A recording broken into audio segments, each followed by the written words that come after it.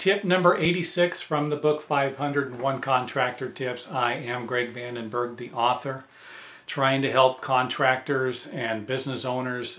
Hey, if the information is useful, do something with it. If it's not, watch another video, read another book, do whatever it takes. And like I said, I've said this before, you've got to read to succeed and you've got to get the information. And sometimes a little bit of information, something that you would have no idea ever existed or even would impact your business in a positive way, can make a big difference. Don't forget that. And that's what these tips are. This chapter is also screening clients and homeowners. This is extremely important. You're going to need to become extremely efficient at screening prospective clients. Don't let them waste your time. I mean, that is a biggie in this business. You know, I have people call me up, hey, you know, I've got a stair job that needs to be done, you know, and we heard that you do stairs. We'd like you to come out and take a look at our project. And I go out there because I didn't really get enough information over the phone. In my mind, I'm imagining this big stairway that needs to be replaced. You know, I'm thinking, you know, hey, this is a $10,000 job. I go out there and all they want is a piece of carpeting replaced, you know, on one of their stairs. So you've got to get the information. What I had was a list, actually. I just had a list of right next to the phone. If someone called, I would look at the list and see if any of the questions on that list were going to be relevant to my conversation in screening these prospective clients. And some questions aren't. For example, if someone has a water leak in their house, they're probably not going to send you a picture. This is going to be a phone. This is an emergency. I've got water leaking, you know. How fast can you get here?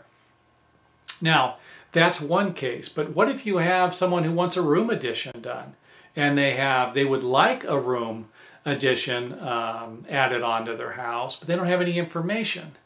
You know, then you might suggest to them, you don't need to do the footwork. And I understand some contractors do this because they got to get in.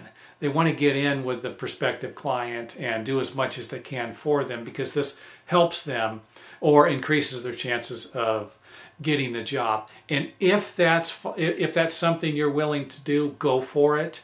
I did that a lot, probably in the first 10 years when I was in business, and it really turned out to be a waste of my time, so I quit doing it. Now, if someone wanted a room addition, I would tell them they need to contact the city, their local building department, planning department, see first if they can actually install or add the room addition onto the building. And in some cases, you're not allowed to. You don't have enough room on the property, so don't forget about that. So there are going to be situations where you're going to need to get as much information as possible. And other times there won't be.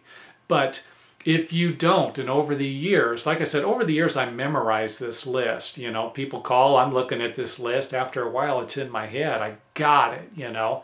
One of the questions I actually asked this was kind of a question that a lot of people wouldn't think about, but I would ask the people if they actually owned the property.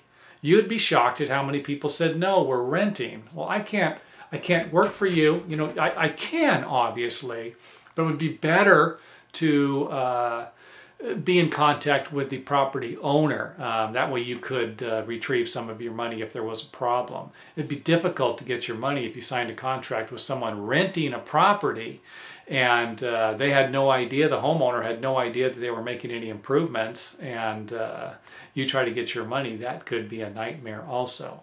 So the main thing you've got to do is get as much information, and don't let them waste your time. I cannot say that enough. You know, if you let the people waste your time. I had people before call me, and this is probably what I'm doing with this video, adding all these little stories in here. I would have people call me up and basically start telling me a story, or, you know, this is what another contractor did. Hey, stop them. You know, stop the people on the phone. Say, you know what, can we get back to my list here? Or, you know, I don't want to be rude or anything. You know, if I got an appointment, I got another appointment after this, something, you know. And again, there are things that you are going to need to put in place before you start doing some of these things. So let's just say that someone calls you on the phone, they start telling you a story, and you have no idea how to get off the phone without being rude. You could be on the phone for quite some time. Now, if you had a pre-programmed response, then it's going to be easier. Someone's on the phone and you say, "Oh, hold on a second, my wife wants to talk to me. Hold on, I got another phone call. Hold on, we got to get back to the conversation.